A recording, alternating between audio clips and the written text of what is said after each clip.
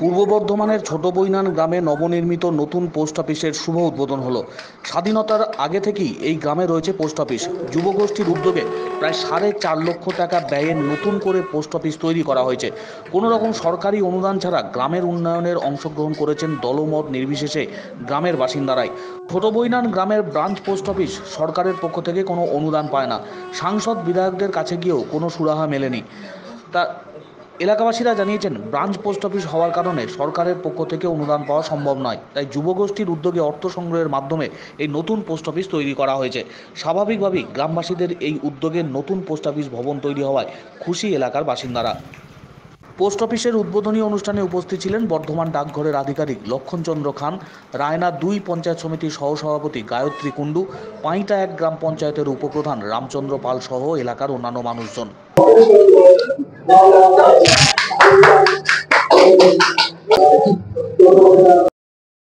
ছোট বৈনান গ্রামের post office বহুদিনের পোস্ট অফিস। আমাদের ভারতবর্ষ স্বাধীন হওয়ার আগে এই পোস্ট অফিস নির্মিত হয়েছিল। ছোট বৈনান গ্রামে এই পোস্ট অফিস আমাদের আজকে উদ্বোধন হলো।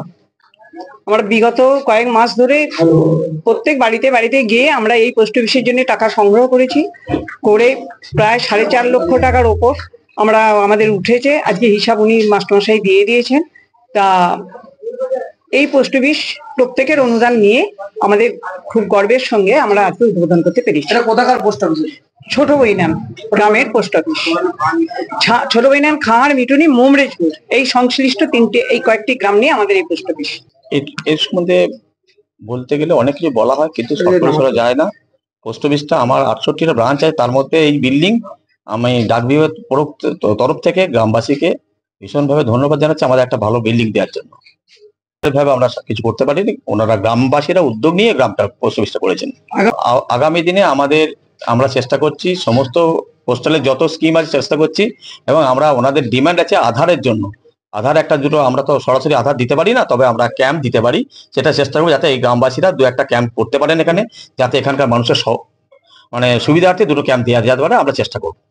আমাদের ছোট বৈনান গ্রামের একটা ট্র্যাডিশন আছে, দলমত নির্বিশেষে আজ 1985 সাল থেকে গ্রামের ডেভেলপমেন্টে সরকারি অনুদান ছাড়া গ্রামের মানুষের সাহায্যে, গ্রামের মানুষের পরিশ্রমে গ্রামের ডেভেলপমেন্টে আমি দীর্ঘদিন এই স্কুলের সঙ্গে যুক্ত ছিলাম প্রধান শিক্ষক হিসাবে।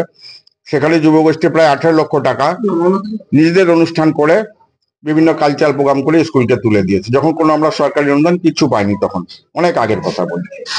এই ছোট Boinan post office branch post office, এরও কোনো সেন্ট্রাল গভর্নমেন্টের কোনো অনুদান পাওয়া যায় না। আমি আমাদের এমপি সাহেবের কাছে গিয়েছিলাম, এমএলএ সাহেবের ম্যাডামের কাছে গিয়েছিলাম, কিন্তু সেখানে আমাদের এই পোস্ট অফিসের সরকারি অনুদান পাওয়ার কথা না, যেহেতু এটা ব্রাঞ্চ পোস্ট অফিস। তখন আমরা ঠিক করলাম, এটা ভগ্নদশা অবস্থা ছিল, মাল্টির বিল্ডিং ছিল, তাই সাপ খুব বেরোতো, স্কুলের ছেলেদের বাচ্চাদের খুব অবস্থা হতো। সেই সময় থেকে আমরা চেষ্টা করছিলাম বিল্ডিংটাকে যাতে একটু করে দেওয়া যায়। যুবগোষ্ঠী হচ্ছে আমাদের চালিকা শক্তি। আমি যদিও 62 বছর বয়স, যুবক নই, তবুও যুবগোষ্ঠীর আমার অ্যাক্টিভ সমস্ত ছেলেরা প্রাণ পরিশ্রম করে তাই আমরা 4 লক্ষ, গতকাল পর্যন্ত 4,60,000 টাকা তুলেছি।